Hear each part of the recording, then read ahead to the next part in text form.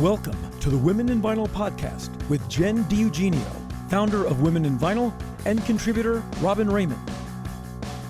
This podcast facilitates conversations with those working in the vinyl record industry to educate, demystify, and diversify the vinyl community.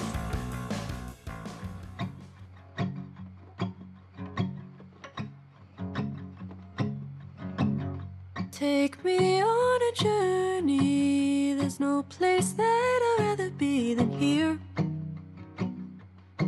with you. Trees as far as I can see, the sunshine beaming on your olive tone. Oh, I feel at home. Green, oh green, can't get enough of you. The comfort that you bring, I love you.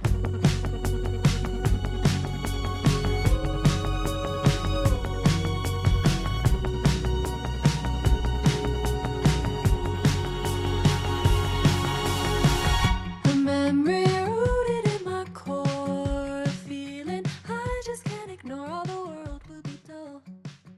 Thank you for joining us on episode 49 of the Women in Vinyl podcast. You just heard Green by Calgary singer-songwriter Emmy Jane off her new self-titled EP out this summer. Find this and all her music on your favorite streaming platform. On this episode, we wanted to talk about the vinyl community that has emerged over the years on social media, creating strong bonds between music and record lovers, but has also come with its own set of diversity and inclusion issues. We asked the community some questions and then sat down with a couple of collectors and friends, Carol and Matthew, who you may recognize better as @Carol's Vinyl and @Harma808 on Instagram. Let's dive into why this community is so special and how to make it an even better place for time to come. If you're listening to this and it's still March, please consider donating to our Women in Vinyl Women's History Month drive. As a nonprofit 501c3, we can't do what we do without your help. All proceeds are tax deductible and go right back to furthering our mission to educate, demystify, and diversify the vinyl community. We also were listed as number 11 on FeedSpot's Top 25 Vinyl Record Podcasts. Please continue to like, subscribe, and leave us a review. And thank you for being here. Now here's the episode. Well, thank you both for joining us. Hello. Hello, thank you for having us. Thank you for having us. We're super excited to have some friends here. We always just get to talk to each other and then people that we like fangirl over, not just the people that we interact with all the time. So it's so funny. Yeah, to see you guys in real life. I thought Yeah. Carol would have like more of a Southern accent for some reason. I mean, I really don't. It depends on if I'm drunk, I'll get really and then I'm around people that have a very thick Southern accent, I start to pick it up a little bit. My actual speaking voice is country, so even though I'm from Birmingham, Alabama, so. Well, and that's what I was going to say, because like you guys just live in the internet box. I don't know where you guys are from. Like, Yeah. I have no concept. Where do you live right now? Yeah, tell us a little bit about yourselves. I am in the heart of downtown Birmingham now. You can see right now, this is my new place. Just moved in Cool. About- ago. I have been collecting records for probably like 15 years. I feel like the first time I created my record account, I said it was 15 years. It just, I think at this point it's pretty much I've been collecting more than half my life. So my collection is over here on this side. So right now, this is a podcast. So right now I'm sitting in my living room and I have all of my records on one side of the wall. I have about 2,500 records right now. And But how are they organized? Right now I have all of everything but soundtracks. They're all in alphabetical order. I decided to do that since I have all of my records on one wall. I actually now have like 8 cubes of soundtracks. So Oh, wow. 2 or 3. Oh, it's 8. So I have a lot because there's been so many great like soundtracks that have come out lately. And so I've just been collecting those for the last 7 years. So But what's your number one sound? That's my question. um In my opinion, it's Top Gun. I mean that's like, fantastic. I have that It's a one. good I have the new choice. Like, fight me, everyone. But Top Gun, number one. Number two, Dirty Dancing. it's embarrassing the amount of times that I listen to Danger Zone like within a week. So I don't think that's embarrassing at all. I mean, I'm sure that there's a large contingent of Archer fans that will probably support you in that. And I'm totally fine with that. yes, so I totally agree with Top Gun being a very high contender. Mine would probably be Almost Famous because there's just so many good like 70s rock songs on there, and it kind of introduced me to it. 70s rock whenever, I mean, I've always listened to, that's a lie. I've always listened to 70s rock. I grew up with it. My dad listened to all that kind of music. But Almost Famous kind of made me fall more in love with it, if that makes any sense. So that's probably my favorite. I have one of the original pressings of that soundtrack, which was released, I think, like 10 years at like on the 10th anniversary of the movie. So I think 2009 is when they released that one. And actually it says Untitled on the front. And it has it's hand numbered, and some of them were signed by Cameron Crowe. Unfortunately, mine wasn't. But yeah. Very Well, cool. who So knows? that's Put it out into the ether. Maybe it'll happen. Who knows? maybe. And Matthew, what about you? Yeah, so I have just turned 50. Oh, And happy I've birthday. been, yeah, thank you. And I've been collecting music since I was 6 years old. Wow. When I was 6, my family went to a restaurant on Friday nights, and they had a jukebox, and I became obsessed with ABBA Super Trooper. Cool. And so I got my parents to take me to the library because you used to be able to take out records and bring them home and tape them. Mhm. And we pulled out the ABBA, and behind it, there was a record with a canon, which was AC/DC because alphabetical. Right. And I needed to know what that was. And then the next week, I needed to know what was after that, and after that, and after that. So I've been collecting ever since.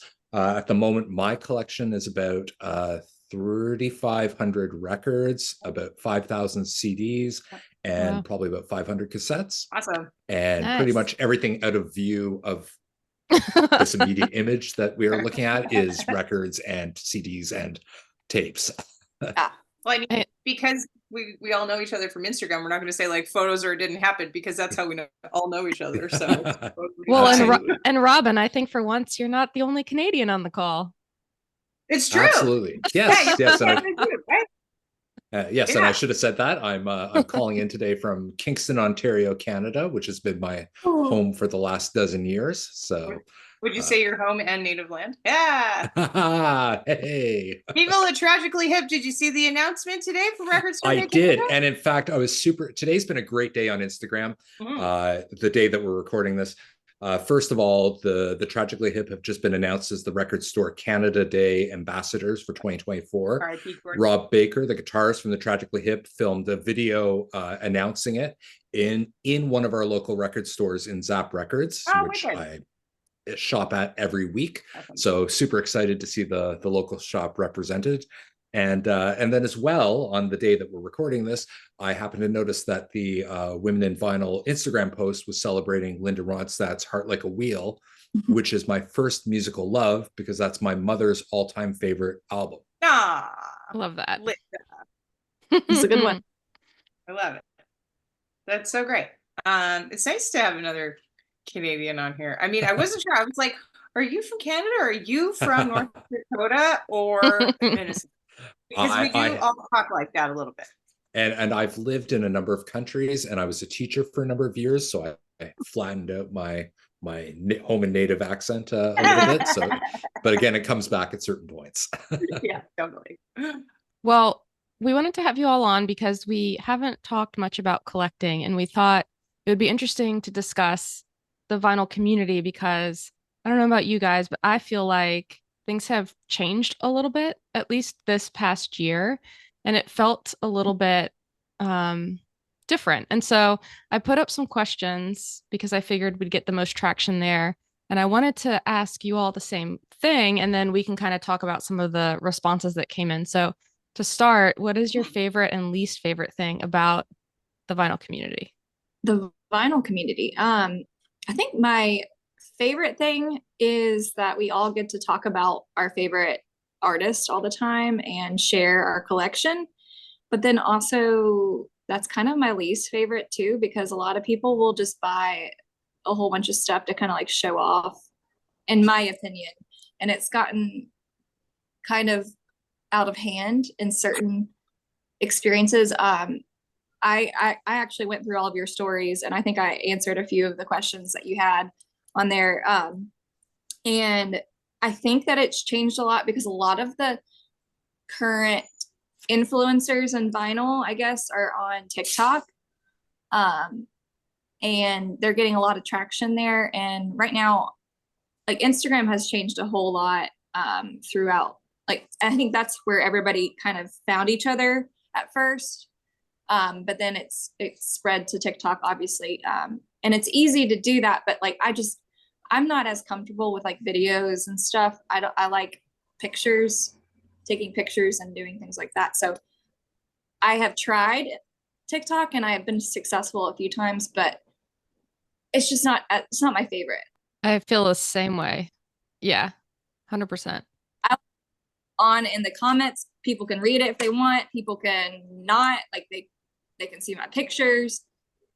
I don't like having to talk in front of a camera and talk about my music, even though I probably could, because I have so many things that I have written. I could just say that to camera, but it's like, to me, I've actually tried to do that and it's just awkward. Like, that's kind of why I collect records, like, because I don't really want to, it's kind of a solo thing, in my opinion, like, and when you add it to TikTok, it just kind of seems like it's not a solo thing. I don't know. Oh my God, I feel the same way. Like, every time I have to record, like, I've been trying to do those things for Women in Vinyl, those videos, and I'm just like, it takes 10,000 takes. I feel so awkward. I'm just like, I hate it. I'm gonna be honest, it takes 10,000 takes for me to take a picture sometimes, but like, it's way different when it's video, because you like can't edit out certain parts. And and I know, okay, also variant collecting too. Like, there's been so many variants. I know you have this problem, Jen, because you are the biggest variant collector of Black Sabbath, I know, but it just seems like every other day there's a new variant put out of a very popular record, and there's a lot of records that I want on vinyl that have never been pressed, and I would rather those be pressed than getting another variant of a Taylor Swift album. Totally. Because one day they are going to be worth a lot of money because they're limited edition, but like, I can't afford another Taylor Swift album. Matthew, what about you? Yeah, well, I mean, going back to the things that I like about the community is, I mean, the reason I'm an active member of the community is because I like the discovery. I love learning new music. So any avenue that allows me to discover something that I didn't know this morning is great. So I do love that there are many of my new favorite bands and bands that I love now, and artists I love that have come from literally just seeing a picture on Instagram on someone's account and something about what they said about it, or something about the album covers drawn me into it. So that's always been the great part as well. It really is, in some ways, has been a true community for me. I've made several very strong in-person friendships with people over the years that started off as, likes on an Instagram page. And I would say that one of my kind of best friends in the universe at this point was a direct result of Instagram. So, in the vinyl community. So that there are fantastic things about it. For me, going to the other side of it and talking about the changes in the last year, for me, I came from a background of blogging, and previous to that, radio. So it's always been an avenue to share. So I've always been into the writing aspect and the photo aspect, which is why I joined Instagram originally back in 2014 or whenever, because it was the photo platform. And that's what I really enjoy doing, and that's where I sense kind of what I try and get out of it. And much like what you were saying, with the move that the changes to the platform, trying to be more like other platforms, trying to be like TikTok and other platforms with video content, it's not something that I enjoy doing or feel like doing, because that's not, it's not how I approach my page. My page isn't super staged. Most of the pictures that you'll see on my account are literally taken as I'm putting the record on the record player. Occasionally I'll do something a bit more showy, but that's in a very rare case, and I'm still listening to the record as I post it. So for me, I found that that's a little bit of a disconnect, because like you said, it's moved away from the written aspect and the photo aspect to all these little kind of content videos where I'm not really learning anything about the band itself. Yeah, it is. It's really interesting how that's changed. And I mean, to Carol's point, it like a lot of us are as record collectors, I feel like we're inherently a little bit more in our basements, for lack of a better term, you know? It's like we're not really like those kind of like showy people. So I think like sharing as it is like it's easier to do in a static format and have conversations then about it, because you found your people. Yeah. And having said all that, and Jen, you can probably speak to this as well. We are both known within the quote unquote vinyl community for the challenges that we hold. Mm-hmm. So for every year for the past 7 years in February, I've held a vinyl challenge where I list a theme a day for the 28 days or 29 days of February, and people can choose and post records that they think match the themes. And of course, you've been running the May vinyl challenge for even a bit longer, right? 8 or 9 years now. Mm-hmm. And so I find that every February, because it's February now while we're recording, the number of people who take part of my challenge and are going back to basics and actually posting a record a day and writing about why they chose it kind of restores what I love about the community. Okay. Mm-hmm. And every year I do this challenge, and I think this is going to be the last year because things have changed. And then the challenge starts, and I start seeing people's contributions, and I start getting excited about music again. And I start getting excited about talking to all the different accounts and new accounts that I've never heard of before. And it kind of brings it all back. And I'm not sure if you feel the same way about your challenge, Jen. I do. And every year I'm like, am I going to do it again? Because it's exhausting.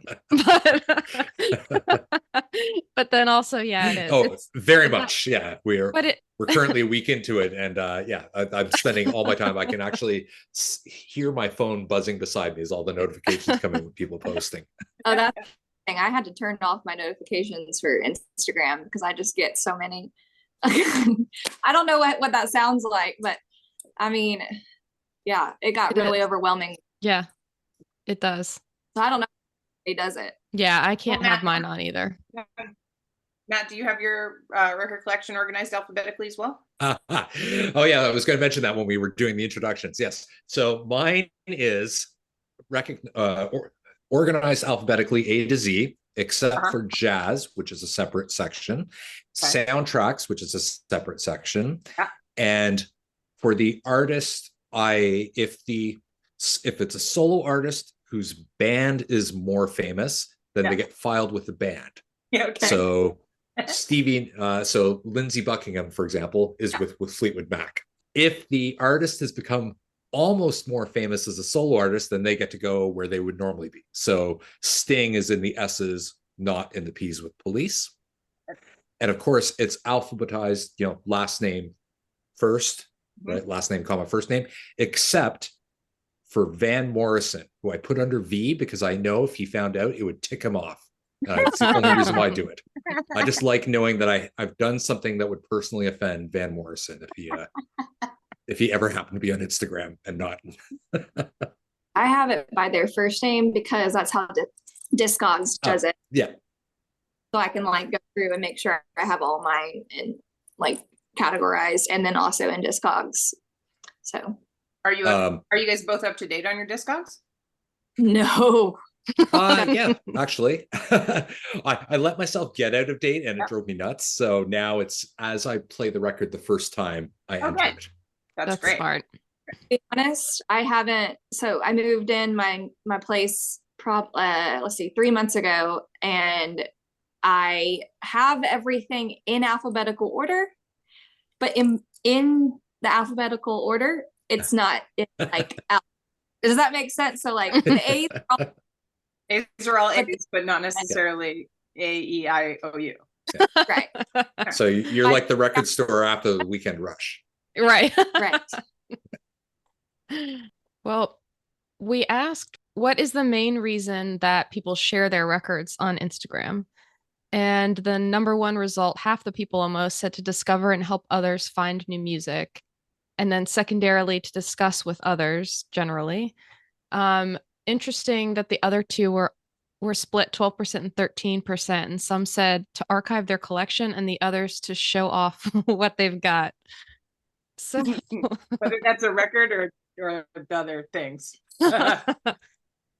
well, so then the next question was, do you think that the vinyl community is sexist? And 70% of people said yes. Only 70. Only 70. Wow. Which Out of comments I've gotten over the 7 years. Oh my gosh. Yes.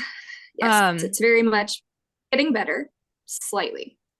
And you know what? The music industry is sexist. Let's be honest. Come on. As a woman vinyl collector, as a woman music lover, as a woman who loves rock music, as a woman who likes any genre of music too, along with rock, yes, they're very sexist. Like you can't like Britney Spears and Led Zeppelin or Metallica and Black Sabbath, Slipknot, Christina Aguilera. You can't like all those people, like Taylor Swift. You can't be a big Swiftie and like rock music. Why the not? yeah. No, I mean, Like, it's my money, it's my ears. I'll do what I want, but Yeah. I get comments. Name three members of the band. Name 3 songs. That's probably your dad's record. No, my dad actually gave away all of his records in the 80s. So this is all stuff that I have purchased myself, or have, like, if it is records that have been given to me, it's stuff that I've gone through and taken out of a collection and kept and held on myself. Like, I don't put a record in my collection that I don't know what it is. yeah. So, I mean, it's crazy. I've had people tell me the same thing, like those are your husband's or boyfriend's records. You don't deserve to listen to that kind of music. I hope you die. You don't deserve to be a Cramps fan. Like, what? Like, okay.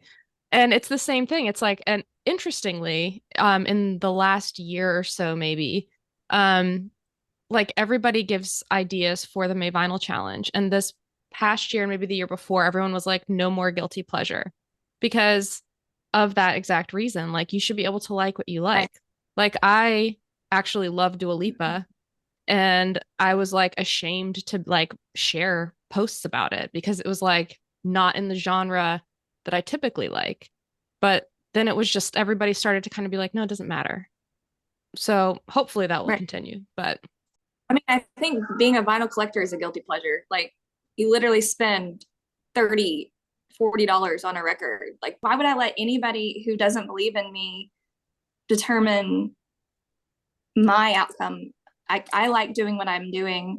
Right. And yes, there's a lot of negative there. I mean, not a lot, but there's a lot more positive. So that's the reason. And like Matt said, like, I've met some of my best friends in the entire world, literally in the world, because we have followers all over the world, which is super wild. But I've like some of my best friends don't live anywhere near me. And it's because I met them through the vinyl community. So, and you become friends with people that way because they do the same thing you do. They go to antique malls and dig through boxes of records. They scour the internet looking for that perfect variant. And they understand you when you talk about that kind of stuff. So those are all things I have given up going to. When I go to antique malls, I look for other things now, because like my whole days were consumed just flipping through things. And also in antique malls, they like to make the records really expensive there. Yes. For no reason. For no reason. Yeah.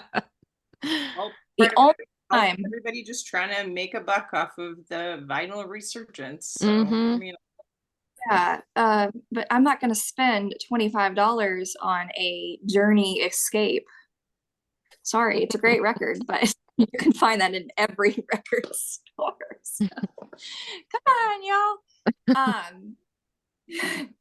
The only, okay, so the best record, I will tell you, I did find some really great stuff though, and this is when I like decided to stop in antique malls, because I was like, there's nothing that can ever touch this. There was a dealer in Atlanta when I was over there. I was flipping through, and he had apparently worked for Sub Pop and had like the most amazing Sub Pop collection. And he had a lot of other Seattle-based bands. And he, I think it was moving or something, and he was getting rid of everything, and it was all 50% off.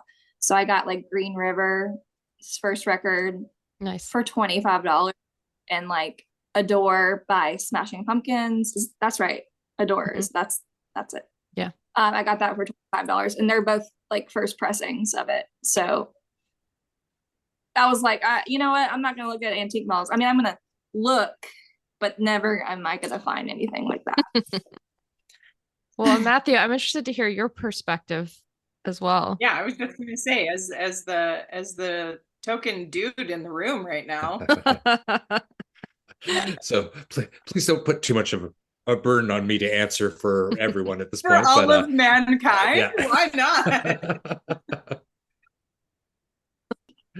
So interestingly, I mean, it's obvious because I've followed your accounts. I've followed, many other women collectors over the years, so I get to see firsthand the various levels of sexism, misogyny, what have you, hate that take place. I think any account that has any traction, and my account as well, since we're throwing out the numbers, I've just passed 16 myself, so I'm doing okay.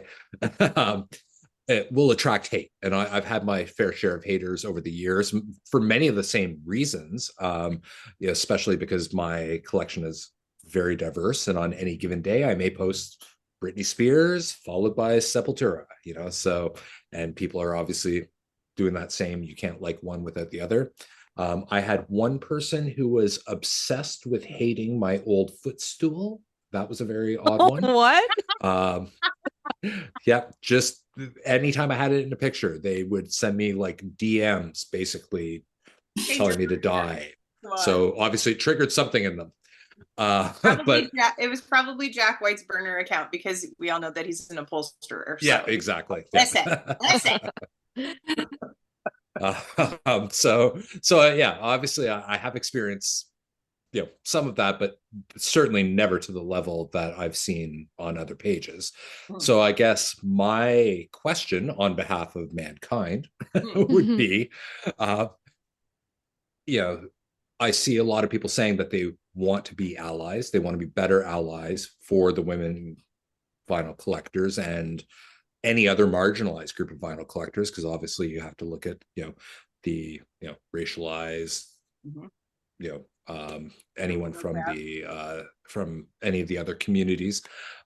So my question to you is, in what way do you think collectors like myself and others could be better allies in those situations? Because I agree with Carol. I would hate to see the haters win. I love that you still post. I love that other collectors I know who've gone through similar things still post. So, how can we ensure that you can still post in the safest community possible?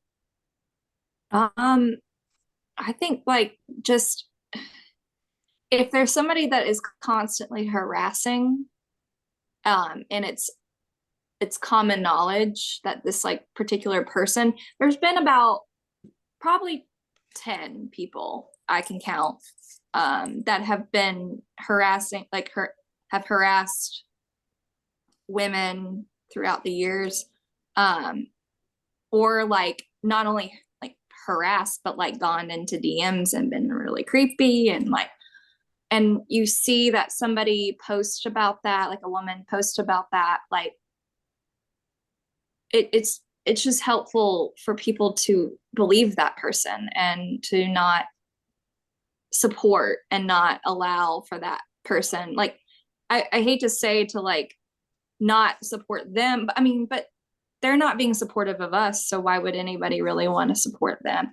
I had a problem with somebody's like significant other attacking me, and while this person was like a friend of mine. So there's been a few times that that's happened. So I think that just listening, I guess, and not letting the haters win. I mean, I don't even know. I don't know how to explain that anymore. But Yeah, I mean, I think hopefully that makes sense. I think like outwardly in particular, like if someone leaves a comment and you saw something before it was deleted or removed or whatever, like standing up for them. You know, I think it's really interesting in particular with the vinyl community account, vinyl collectors account, vinyl collection. I think that's what it is. Vinyl collection post. Yeah, that account. Because I see so much hate there to the point where he, at this point, I'm pretty sure doesn't even allow people to comment on the top 10 anymore, because it was like usually 10 women and the comments were just so mean that he's like now turned them off. But yeah, I think, you know, not enabling that.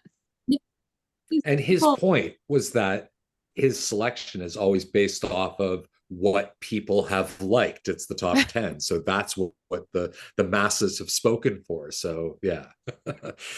Well, with that too, like if you see people being hateful on those comments, like that means that if they're putting it right there and they're being nice to the actual person's post, they think that they can get away with it. Actually, I've had to block probably 15 people throughout the community, and I've had like 4 or 5 of these people come either into like my personal accounts or go on Facebook Messenger and message me. And then I blocked up them on all of that. And then I've had people email me, and I've had like the same, like I've had 3 people that's happened to me before, and I've posted their names and everything. And I hate to do that, but like, I'm like, listen, y'all, like these people are predators. Like I have blocked, I've given them, usually I give them like a warning, and I'm like, hey, like you're kind of overstepping a boundary. I'm going to let you be for a little bit. And then they overstep that, and then I block them. And then I've had that happen for 3 people, and I posted about them. And with the vinyl community, since it's actually them reposting it, or there's like there's another like vinyl girls, like vinylettes or whatever, I've actually seen the people that I've blocked have commented on those type of things. They'll either say something really ugly about me, or they'll be like, well, where did Carol go? You don't get to see Carol anymore. Given your choice, like you've crossed over that line a few times. So no. And like, I'm really, really understanding, but like, if I'm uncomfortable, I want to be comfortable in my community. Okay. And it doesn't come from me hating this person at all. This is me trying to keep my sanity. Totally. And I don't want to be bombarded. Also, like I know this is like, there's certain people that like every single one of my stories, like all the time. And like, that's starting to bother me. Like, come on, y'all, like be cool. Okay. I see your name. And, one of my biggest pet peeves. And like, I purposely will not follow someone when they unfollow me and then follow me back every day. Well, and that was actually one of my questions, is like, with the popularity of your accounts and with the challenges and stuff that we do you like, how do you choose if you follow someone back, or like, is that a weird thing? Because it used to be where like, oh, you didn't want your followers or the people you follow to surpass your followers or whatever. So I'm gonna be freaking honest with you. If you are a woman collector, sorry, Matt, and you get a follow from me, because usually that's safe. If I see that you are an active, like, if my friends start posting about you that like I know in the community, I'll follow you back. Like, so that's how I determine my following backs now. Actually, not only it's girls, yeah, women, gays, because they all like, if you're a fan, like, hi. how does that differ for you, Matt? A lot of my follows are just based on content. If it's someone whose account I see, and very often it may be because they've liked or commented on a picture, and I'll usually check out an account even if I'm not actively following them or not. But a lot of them are just ones where something about their comment or something about their post has appealed to me, and when I look back through their feed, it looks interesting enough that I would like to learn more. Kind of like what Carol said, if it's someone that I see a lot of my friends are following or commenting about, then trust your friends, right? So that's where a lot of it comes from. Typically a lot of my new accounts come when I do my challenge in February, because there's all constantly new people every year, and bringing interesting perspectives and talking about the themes I've set. So it's a great way to kind of connect with people. But yeah, it's tricky, because in an ideal world I would follow everybody, but with a lot of followers my own, that would mean I would spend all day scrolling and scrolling and scrolling and scrolling, right? Which I'm doing anyway, but yeah. And that's my question. So like, you guys both started as everybody did, with 0. And yes. then you've made it into these things. So how has that taken away from your actual like day-to-day life, your job, and what kind of like pressure do you feel to make a post every day or make a post every 2 days, or like, what I mean? I think for myself that, as I alluded to earlier, when I'm posting something, I mean, I don't watch much TV. I generally, if I'm home, I'm listening to music. So any post I'm doing is pretty much what I'm listening to. So I would be listening to that regardless. So I'm not really thinking about, is this an album that I've posted recently, or is this an album that people are going to be drawn to? I'm thinking right now, this moment, this is what I want to listen to. Right.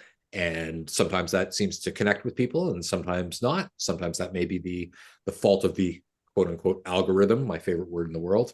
Our buddy L. But yeah. So I would be listening to that album regardless of whether or not I was posting. So really, it's not impacting my day all that much either way. I don't feel a burning need to kind of keep up the community. It just happens to be what I do. It's like a stream of consciousness. You have a job too, Matt? Like, you have a job that you're like, I go and do my job every day. Oh yeah. Like a thing that I do on the side.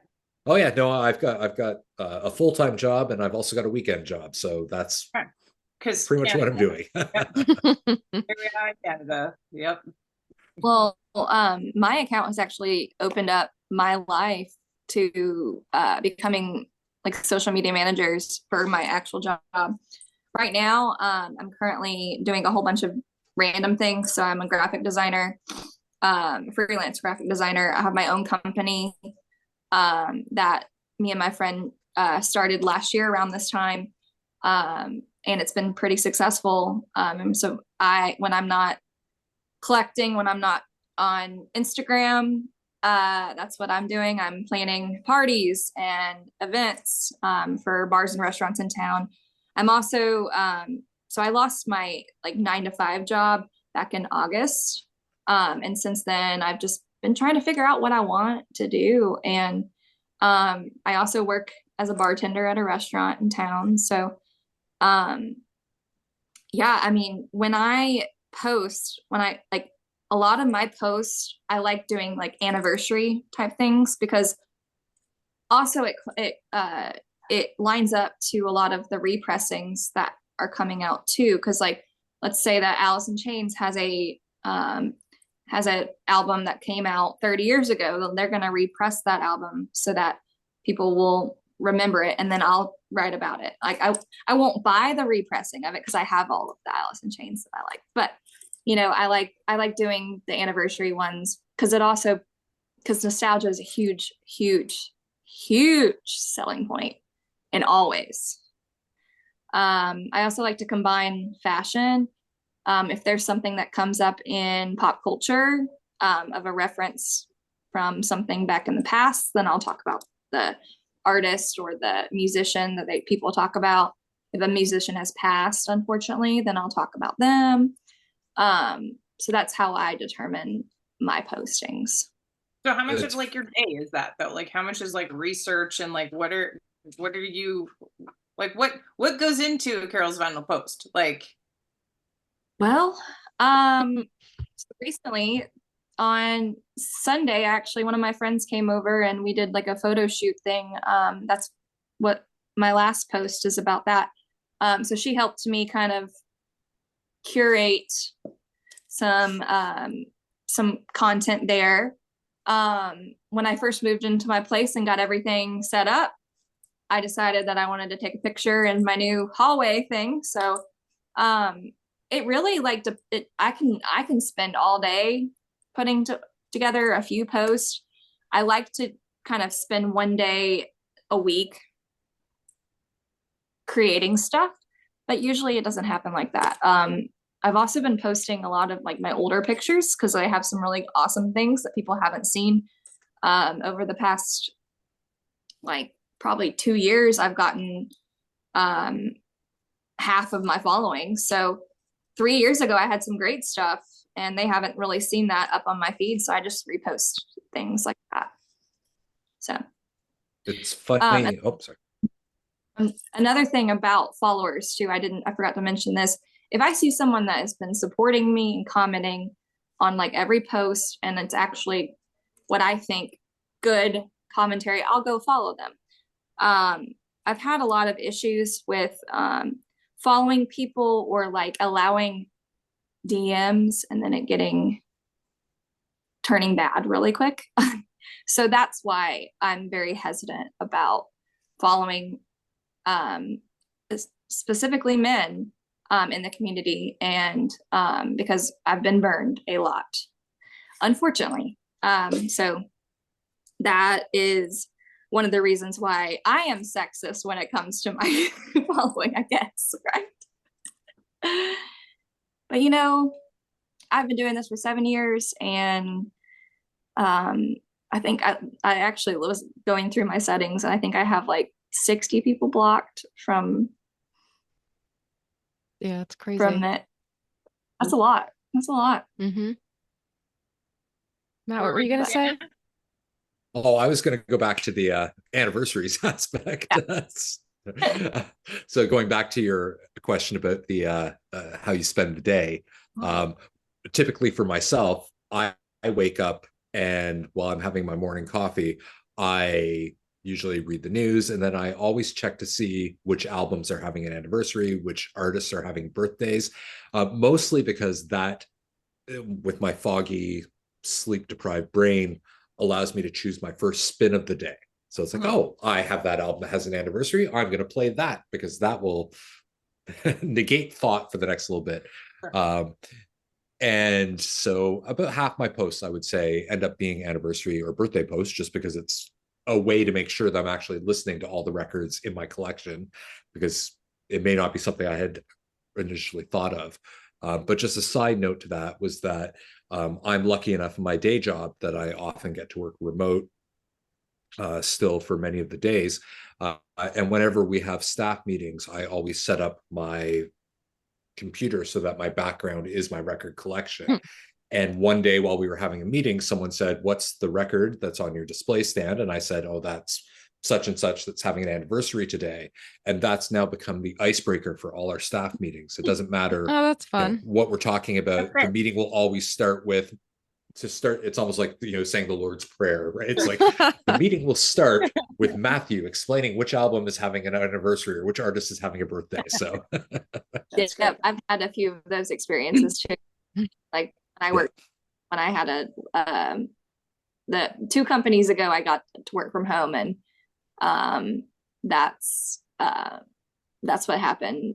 Like I would just have stuff up on my wall, and they'd be like, well, what's that? And I like would explain it, and then I'll be like, okay, let me post about it. we actually had an in-person meeting a while ago where it was the same thing. We were doing it in person, and someone kind of jokingly to start off the meeting said, well, it's a real shame we're in person because Matt's not able to show off today's anniversary. And I thought ahead and I whipped out the cassette. I was like, the cassette. Here it is. Here's today's anniversary. Full record with me. I mean, I have to say, I guess I feel a little bit of like pressure to post. Like if I haven't for a while or something, I'm like, oh, I have to spend some time. Because to your point earlier, Carol, like, I mean, one of my photos, I have like 50 before I choose the one that's the right light, the right setup, the right whatever before, you know, so I think it's a lot of commitment. And I get a lot of people with Mistress of Reality. They're like, when are you going to post the next one? When, you know, and I'm just like, do you see how much research I do on those? Like, I'm not just posting the record. Like, I'm literally looking into the history of where the stampers came from. Like, give me a break. So, Well, with that, another thing with the pictures, like when you are taking a picture of a record, if it's got a sleeve on it or it's got a sheen to it, a shine, it is so hard sometimes to take pictures. A little bit of a glare on it. I'm telling you, taking pictures with objects, especially having an entire discography behind you, is an absolute, like, what do you call it? A talent. And Okay. Here's a question that could only be asked of this group that yeah, someone listening to this 30 years from now would have no idea what we're talking about. What is Good. the most difficult album cover to photograph?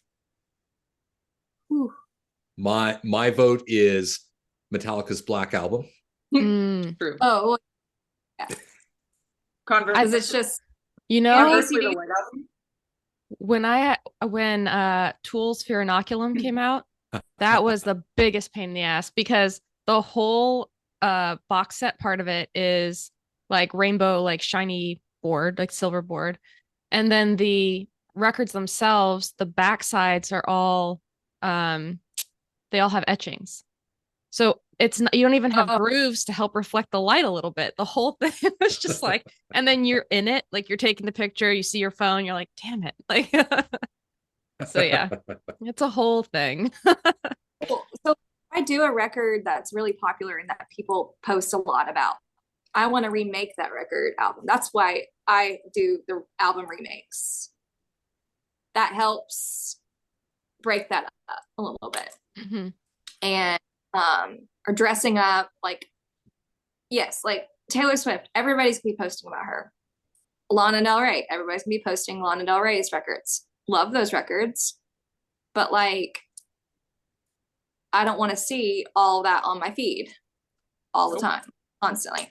So if I do post that, then I'm gonna do it in my way, like in a Carol way, where so like with the Midnights one, I remade the cover because it's very easy. It's like a little, her face is like so, and I had one of my friends is a candle maker, and she had a lighter, and I showed that off in it to help her company because she's a female who owns a business and independent business. So I think that in order to, if you do want to post a record that everybody else has been posting, do it like that. Make it interesting. Mm-hmm. Well, and I think that like it kind of goes into that sort of competitive thing that some people mentioned and we kind of touched on is like, that's sort of why I have stepped back recently is because there's this like weird one-upping thing going on. And that to me is exhausting. Like I've said in one of our other podcast episodes, it's like I didn't start collecting Black Sabbath Master of Reality variants to have more than everybody else. That wasn't the impetus to that. It was because I work in manufacturing. And to me, it's fascinating that all of these different covers and versions of the exact same record got made. How is that possible? And so that's why I started doing it. And now there's all these people who are like, do you have this one? And it's not in a fun, joking way. Like there are those people that we joke about it, but then there's other people that are just like almost aggressive about it. And I'm just like, I'm not trying to one up anybody. It's a weird rabbit hole that I'm in. Like that's it. So I agree. I mean, like you with the different variants. If I get a different variant, I want like the rare band covers. I love the band covers. Like Guns N' Roses, I have that copy of Appetite. I have the Jimi Hendrix one with all the naked ladies on it, of course. I think I posted about that. So those are interesting to me. Like that's why I got into collecting. I got into collecting because of the album art. And my first 2 records that I bought, like myself, were Led Zeppelin 3 and Some Girls, because Some Girls, like you can change out the pictures on it. And I have like 4 or 5 different versions of Some Girls, because then I found out that not only with that my Some Girls, I was actually I had the overproduced version of it, and there was another one that was banned because they had pictures of women on there that didn't okay to have their picture on there, so that made it even more interesting. So yeah, I collect records based on like the music, but also like how they look and how and the record covers. I do judge records by their covers. Okay. It's interesting because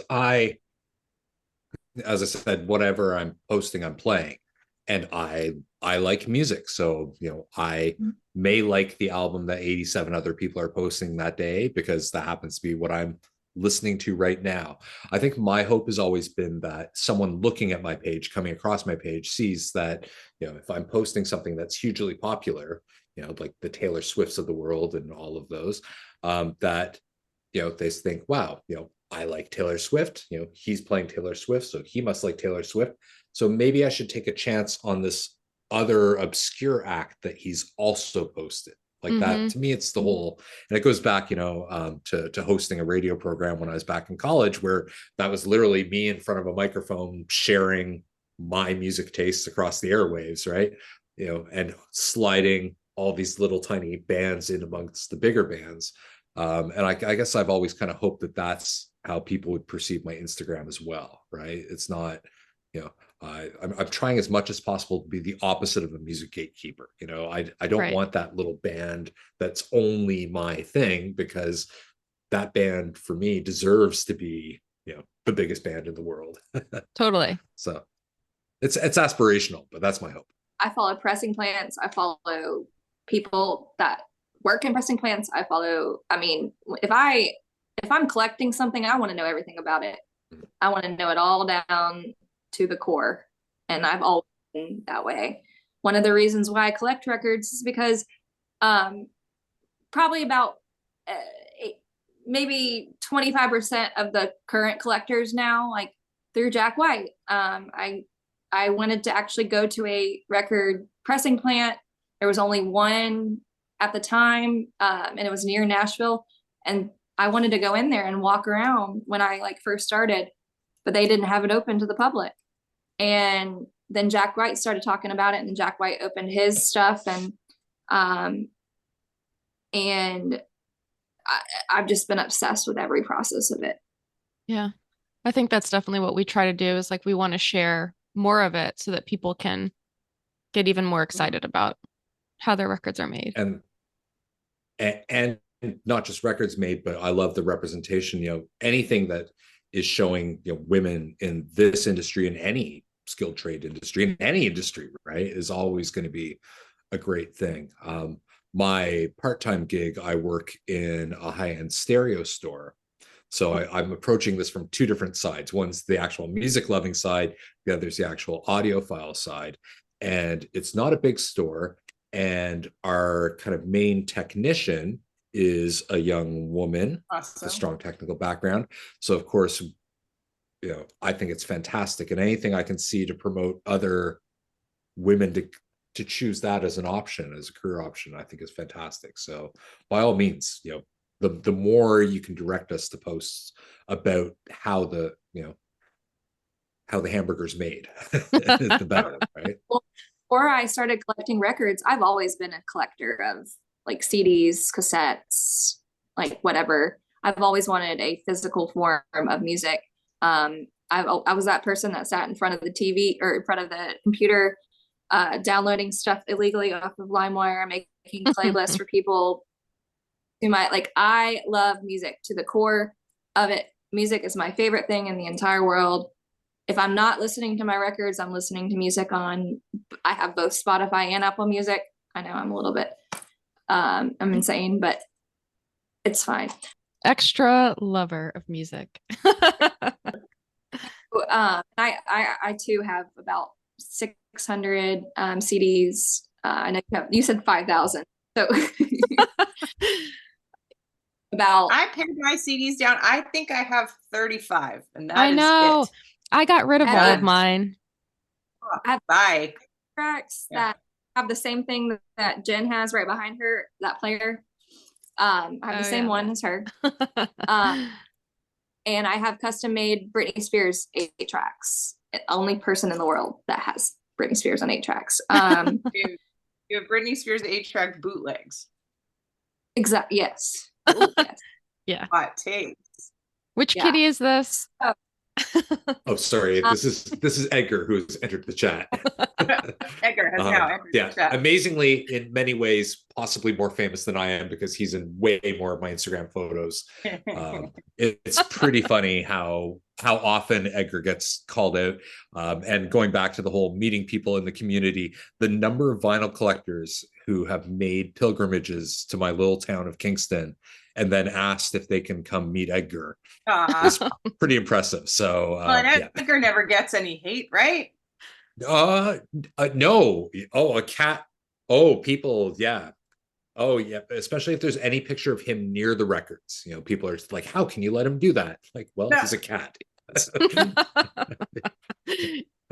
He doesn't even have thumbs, you guys. He's not going to put paw prints on it. It's going to be fine. Yeah, exactly. But so, I mean, well, and like as a hot take, like for the floor, I mean, I love asking the spicy questions. Like, how do we all feel about ladies and non-ladies and non-lady types and the rainbow crowd? How do we feel about everybody posing with their record? Thing to me, then I'll like it. Like I'll be drawn to it. I mean, not saying I think that if you post a picture of your record without you in it, that's what I meant. Like, I love when people's faces are with their records. Like, I think more people should do it. Because when I first started doing it, I was terrified. I was like, because I knew I was going to get so much hate, and I knew I was going to, because back then I was one of the only, like, we had like 4 or 5 women in the vinyl, Instagram vinyl community. And it was terrifying, but it's gotten me to where I'm at now. Like, I work in social media. I did not go to school for social media. So I grew my account from 0 to 19 points, I think 7 that I have right now. Okay. By showing my face, I guess, or by creating, like, being creative with my post. I see people who post their records and they just do it like next to their record player. And if the record player looks really cool, I like that. There's this one guy on here who does videos of like the atmosphere of him like posting his records, animals with records. Like, I love all of that. If it's eye-catching and interesting to me, there's one girl on here who does like spells records. I can't remember what her handle is, but she just spell. Yes, she has this absolutely beautiful like landscape of like it's gorgeous. And like I'm like, can I live in that picture?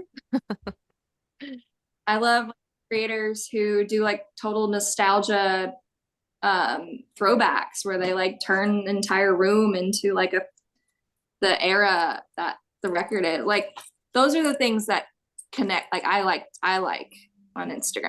So like when you think of women in vinyl, you think of like empowering women to love music, love records, be a part of this career path and community. So if someone is in, you know, no clothes holding a record and they tag women in vinyl in it, would you expect to see that in our tagged photos? No. Right. And that's where I get into like a weird position because I have to untag us from like some people that are just posting like things that just aren't representative of what we want to be. If you're a collector posting a picture of yourself with your record and you're a woman and you tag us, I'm totally cool with that. But some of the stuff I'm just kind of like, you know, we're trying to create role models here. So, Well, the one record that I pretty much did that, like where I had a record in front of me and I was quote unquote naked, but I wasn't. Okay. It was the Jimi Hendrix band record of all the like Electric Ladyland. Like that makes sense. Yeah, that makes sense. I don't like that. I don't like women that it brings it tarnishes our reputations. It like tarnishes. Well, it's the reason that we get a lot of the negative comments, right? Well, Like, and exactly. To be fair, I think it's kind of taking away from like what Carol's trying to do and being artistic. Yeah. And that's what I mean. Yeah. That's what I mean. That's the reason that you're getting some of the negative feedback that you're getting because of what they're wanting from you to do and what they're not getting from you. Matt, what do you think? You're the dude in the room. What do you think? It's a hot button topic, obviously. I mean, everybody wants to see hot babes. Like, I'll be with you on that. Everyone wants to see attractive people. Mm-hmm. You know, that's why magazines exist, why Hollywood exists, right? Exactly. Yeah. The tricky part for me is I don't want to be the person who judges the art versus what is not art, because I don't know. It's much like why I will never diss anyone for their musical choice, right? Whatever they post, I'm never going to say that band sucks, because you know there are things in my collection which may be empirically bad, objectively bad, but that piece of music ties into a very specific moment in my life and will always resonate with me. 100%. And I don't know the journey of the person who is in front of that camera. I don't know, you know, I think going back to the original question, I think it's fantastic anytime someone's willing to put their face in front of a camera, because that takes confidence. That takes, you know, you're exposing yourself to the world possibly more ways than one. I don't do a lot of pictures of me on my account, but I do it occasionally when I feel good. But yeah, it's not for me to decide that, you know, it's that whole one person's art's someone else's whatever, right? I don't know their whole story unless I go into research and, you know, directly say, is the only reason that you're posting that because, you know, you're trying to get likes, then I don't know the story behind it. So I'm willing to give a lot of leeway to some of those. If it's an account where I personally don't happen to like how the pictures look, then I just don't follow that account and my life is so much better. True. Yeah, everyone has their lane, right? It's true. I mean, that is the kind of like the greatest part about Instagram, because there is room for everybody. Yeah. It's whether Uncle Al lets you interact with everyone or not. Yes. I mean, whatever. Yeah. Well, if it's uncomfy to me, then I don't. Yeah. And I think that's the way more people should look at it. If you don't like it, instead of complaining about it, just don't like it. I just fun. Yeah, that's it. Keep scrolling, Steve. Okay. Yes. There was a person who, this was a few years ago, on one of my record shelves that you can usually see in my wide shot pictures of my collection.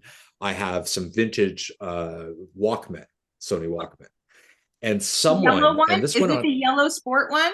I collect different colors, so I do have a yellow one, I have a red one, I've got a silver one, I love but that yellow one. someone became obsessed with the placement of one, and Oh. every single time I posted a picture, that would be in their comments, and it took a while to realize that it wasn't a joke, that this person was very offended to the point where I had to say, like, if it's really bothering you, don't follow me. I would they have just said, but kept I- moving. but- I just and would have their moved it answer- like 1 more inch to Yeah. the left and then 2 inches to the right. I would have moved it all over the place and just been like, oh, this is for you, Steve. You're welcome. Yeah, that's yeah. But like, all I could think was, there's an easy solution. Don't look at my pictures if that's what's offending you about them. No, that's what I just move on. Like, you don't have to tell me. You don't have to. Like, I am a sensitive person. Okay, even though I'm tough, I'm sensitive too. I'm a Gemini, so I can do that.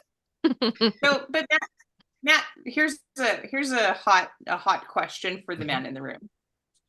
Do you feel like, because you're a dude with a big collection, that automatically kind of has given you more of a following and more credibility than somebody like Carol, who has to, like, you know, like you said, like, you're like, nah, I'm just gonna post whatever, and Carol's like, this takes me 50 shots and I gotta do this and editing, blah, and you're just like, never throw away, blah. This is, you know what I I know. mean? I'm like, I need to post the more like Matt.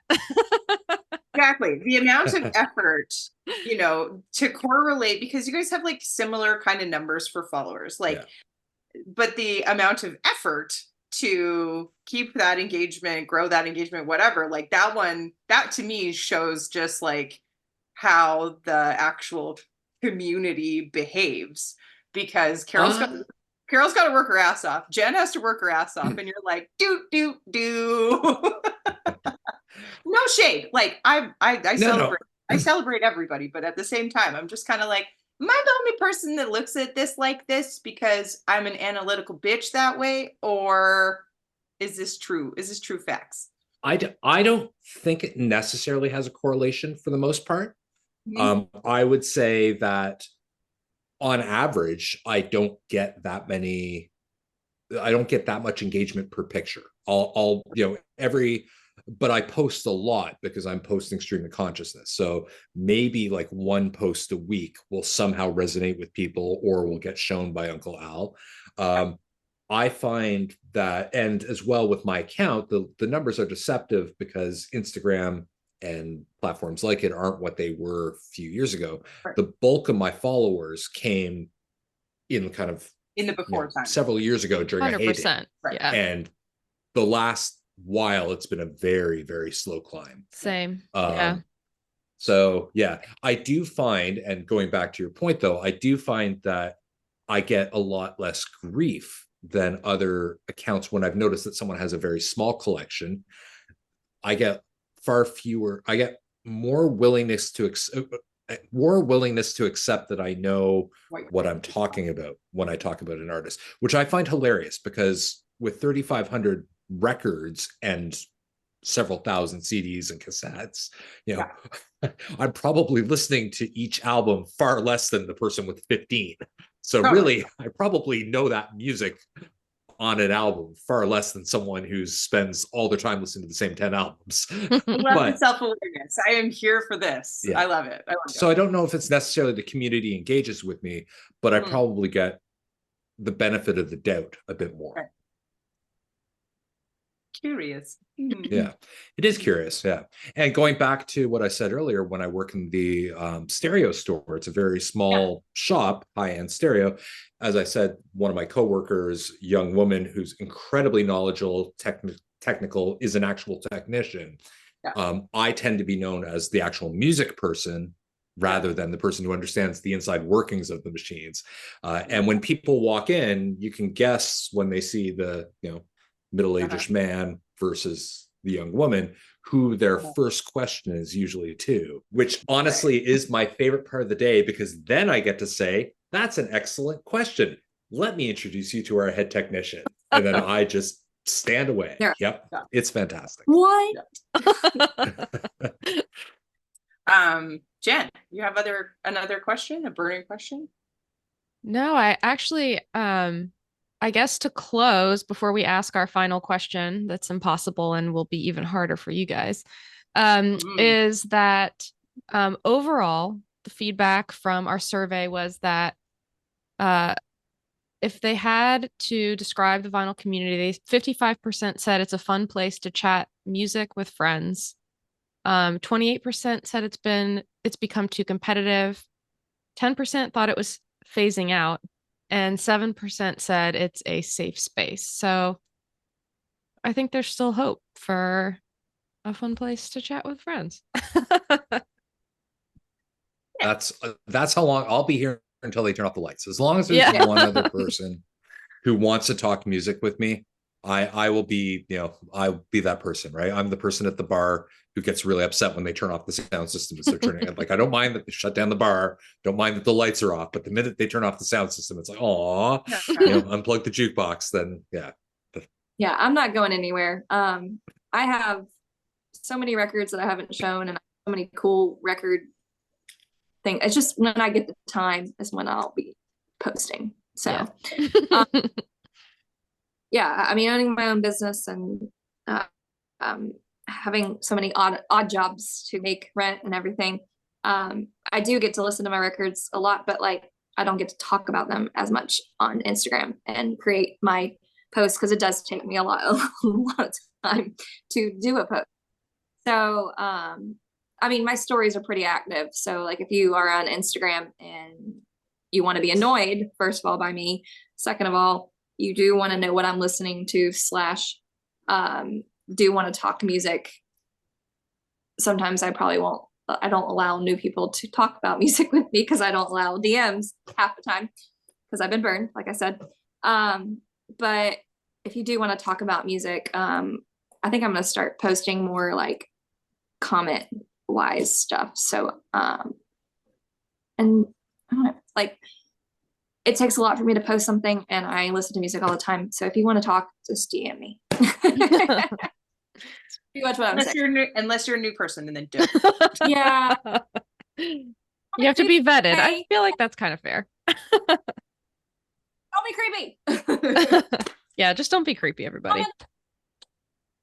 Comment on one of my old posts, a very detailed, just like DM that you would like for me to know. That's how you can get me to DM you.